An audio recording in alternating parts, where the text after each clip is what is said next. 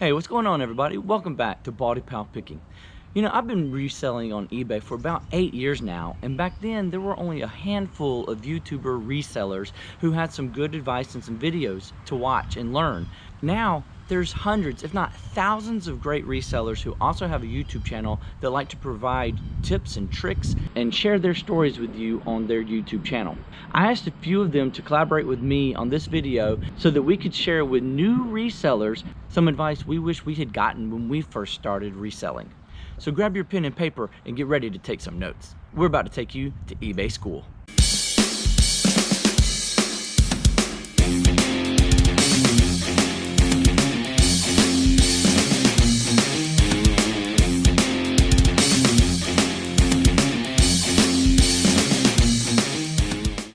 Now that you're a reseller and you've got a lot of items listed on eBay, you've got to be able to keep up with it.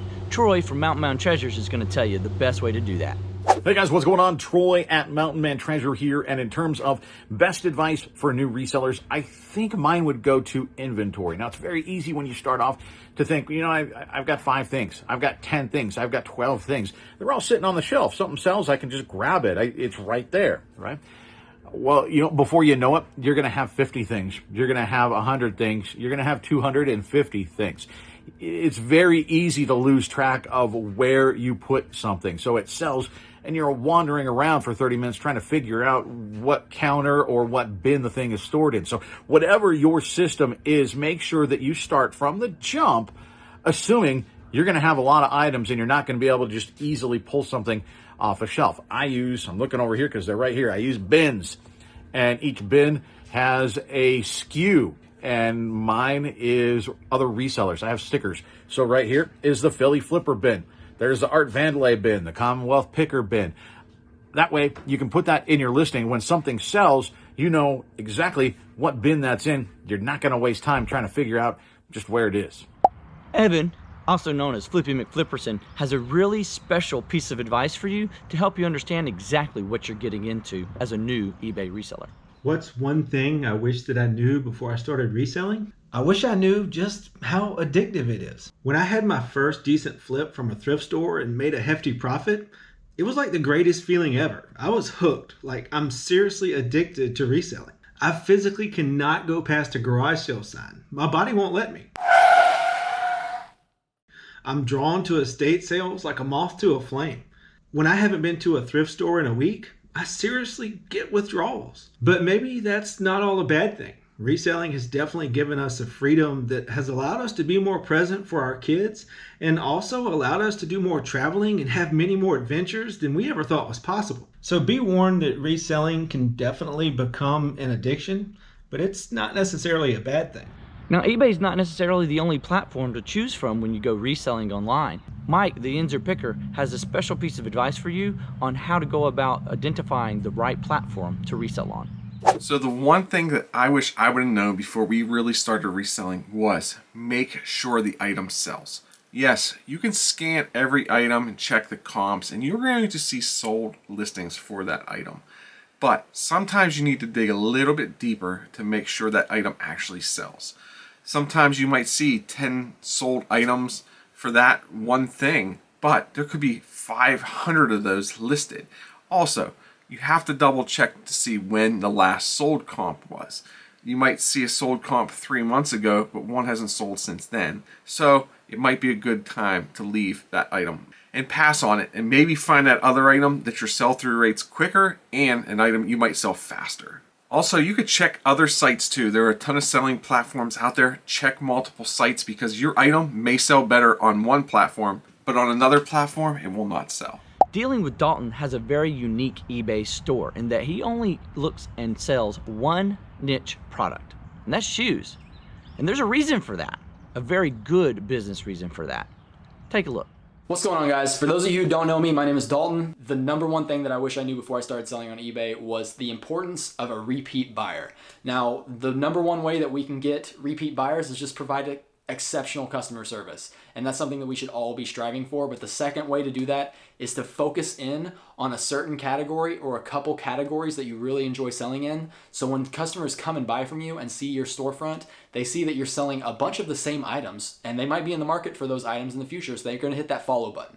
because I only sell shoes, there are tons of people that follow me on my eBay store. There's a ton of people that follow me on Poshmark and Mercari, and they're coming directly back to my store to purchase from me the next time they need a pair of shoes or they need to buy a pair of shoes for somebody else.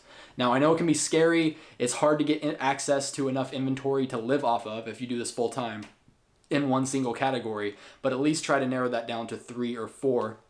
Of course, whenever you're getting started, you're going to be selling everything, and I highly encourage that. You should be selling everything that you can make money on, but really focus in and learn what it is that you enjoy selling, what you get a lot of access to, things that you could make a living off of. And once you figure what those categories are, stick to them. One piece of, analogy that I give people is whenever you go to your favorite sushi restaurant, they're not going to be selling burgers. Just because other restaurants are making money selling burgers doesn't mean the sushi place should start selling burgers. You should treat your eBay store the exact same way. Find what it is that's working for you and narrow in on it. Whenever you get these repeat customers, they're free sales. You don't have to pay for promoted listings. Those people are coming directly to your store and buying from you because they know what to expect from you. They've had good experience with you in the past, and they know what it is that's going to be in your store every time they come to shop. So that's the number one thing that I wish I knew before I started selling on eBay. Flippy McFlipperson says that the whole thrifting and sourcing part is very addictive and can be fun, but don't lose sight of how important it is to list. Here's Chris from Flip the World to tell you exactly how to go about doing it right. What's going on, everybody? Chris will Flip the World here. One thing I wish I knew when I got into reselling was that listing daily is better than mass listing on one day and then waiting 4 days and then listing again when I get more inventory.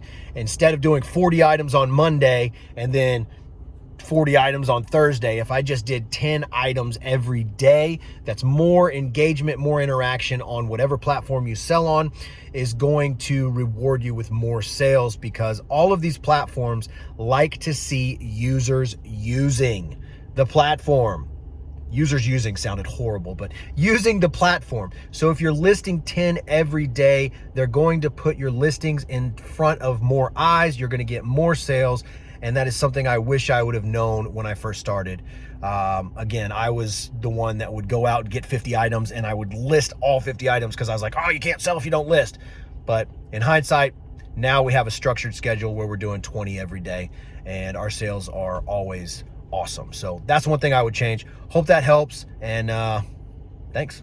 My buddy Wyatt over at Rewilded Reselling, he knows his weakness, and that is that he's not the best at finances, but he's really good at reselling. So he's got some tips for you on how to control your finances and keep up with them throughout your career. What's up, guys? Wyatt here with Rewilded Reselling. My tip for new resellers, or something that I wish I would have known, is probably that just because you're good at finding items for cheap and selling them for a profit doesn't necessarily automatically make you good at managing money. I think as resellers, it's easy because of the culture and because of the language that we use. We're constantly talking about profit margins, ROIs, and those types of numbers. It's pretty easy to get behind on your actual books and all of the things that go into having good financial health. I think you have to treat it like a business, but in order to do that, like any other business, you have to give your finances the proper attention. If I was not married to my wife, who is a bookkeeper,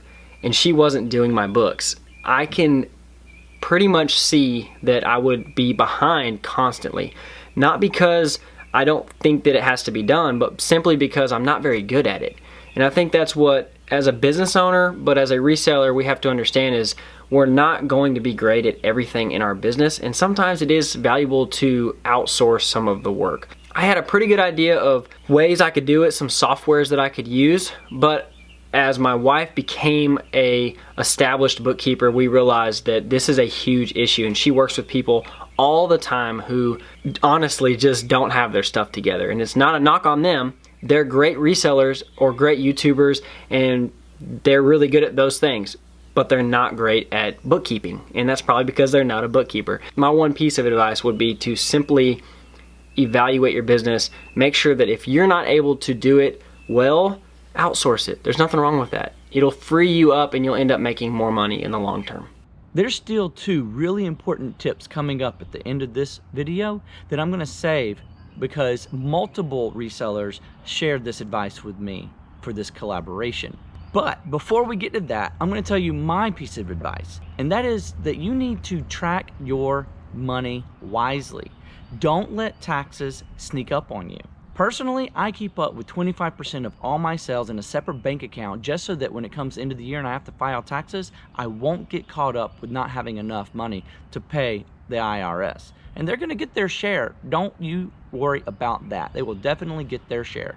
So I like to track all of my stuff in a spreadsheet, which gives me my totals for my fees, my shipping cost, how much I paid for all the items, and how much I have left over in inventory at the end of the year that did not sell. All that stuff I keep because I need to know on my taxes at the end of the year. So my advice, keep at least 25% in a separate bank account and track your sales wisely. All right, so here we are at the end where we have two very important pieces of advice. One helps you distribute your sales better, and the other helps you identify what to pick up. Here's Dom and Rachel, who both have a really good tip on how to open your door wider for more customers. Hey everyone, it's Dominic from the Primetime Treasure Hunter YouTube channel. You know, if I was to think of one thing that I wish I knew earlier with my reselling business, it would be the importance of offering an international shipping option. Now, I had not offered that for a long time. I had people suggest it to me, but I was just hearing verbal suggestions. And so I think that instead of just giving you a verbal suggestion, I think a visual will help you understand the point that I'm trying to make here. So if you are just offering shipping to the United States only, this is your marketplace. Now, the United States is pretty big, don't get me wrong, but when you factor in all of the other land masses on the globe, if you offer an international shipping option, this is now your marketplace, this is your marketplace, this is your marketplace, this is your marketplace, this is your marketplace. This whole entire globe is your marketplace, not just one part of it. So think about it that way. Also remember that if you're the only person offering your item that you're selling with an international shipping option, if someone wants to buy it internationally, chances are they are going to pay your price or pretty close to it. Hey guys, Rachel Strickland here. So one of the biggest pieces of advice that I wish someone had given me when I first started reselling would have been to expose my items on eBay to an international audience through eBay's GSP program. For some reason, that thought of international sales really intimidated me. I didn't take advantage of GSP until pretty late on in reselling, and I wish I had just done it from the get-go. eBay is one of the largest, if not the largest, international selling platform. So to not take advantage of their international buyers market would be to not use the platform to its fullest extent. Unless you have a qualm about shipping your items to Kentucky, you definitely need to get on board with the GSP program, because that's literally all you have to do is mail your item to eBay's GSP hub in Kentucky, and eBay takes it from there. As long as your item arrives safely in Kentucky, you're golden. So definitely look into opting into GSP and signing your individual listings up for that program as well. Happy selling. Now, Courtney and Amber have probably what I think is the most important piece of advice that I wish I had been told from the get-go as a brand new eBay reseller. And that is that you gotta know the right way to identify the products in store to take home with you to resell. Hey everybody, my name is Amber and my YouTube channel is Amber Resells. I make videos about reselling online on Poshmark, eBay, and Facebook Marketplace. And I'm known for being very analytical and numbers-based, and that fits right along in with my tip. So my number one tip for new resellers is to look up comps. Comps is the slang or short-term way to say comparable sold listings. So go into Poshmark or eBay, turn on the sold filter, and then look up items. So you can do this by actually going to the thrift store, going to a section, for example, the jeans, and looking up each item until you learn that item. So for example, if you go to the men's jeans section, you look up Wrangler jeans, you're going to see that they do not sell for very much. So now every time you see Wrangler jeans, you can just skip it past because you know it doesn't sell for much. But then maybe you find a pair of Rock Revival jeans, you look those up, they consistently sell for like around $50, and that would be a great item to pick up. So by looking up comps, you can make sure you're not spending money on things you shouldn't be because they really aren't worth it, and that you are picking up those items that are definitely worth it. That is my tip. Make sure you look up comps so you make sure you're making good buys at the beginning, and then throughout the rest of your reselling career, you will have that knowledge in mind. Hey, Bolo Buddies, thanks for watching. Hey everyone, my name is Courtney, also known as Bolo Buddies, and one thing that I wish I knew before I started reselling was how to search comps, how to find out the value of an item. So I'm going to show you that real quick. Okay, let's take a look at this Celebration Barbie doll. I am filtering by completed and solds, and I am under highest first. So let's say you're at a garage sale and you look this item up and you look at the highest solds, you're going to be super excited. And you may overpay for this Barbie thinking it goes for over $1,000 or $500. I mean, just lots of high solds here, right? Now, what I want you to do is I want you to also check lowest first. And you're going to scroll down until you find the Barbies. We have to get past the ornaments here. But here's one that sold for $1.80, $3.25, $3.25. So you're going to see tons of low sales for the same exact item. So please be very, very careful when you are searching solds for items. This is just a little tip that I think sometimes tricks new resellers. I get a lot of these posts in my Bolo Buddies Facebook group. I hope you found this information helpful. Thank you, BaldyPal Picking, for inviting me to be a part of this collaboration. And thanks for watching. As always, I really appreciate you stopping by BaldyPal Picking. I hope that you found this video and the information contained within it very important. I'd like to thank all these YouTubers who helped me to create this video and collaborate. Their advice and their tips are very, very good. I hope you took them to heart, and if you haven't hit the subscribe button, please do so and give me a thumbs up. Y'all take it easy, guys, and until next time, y'all stay safe out there and have fun picking.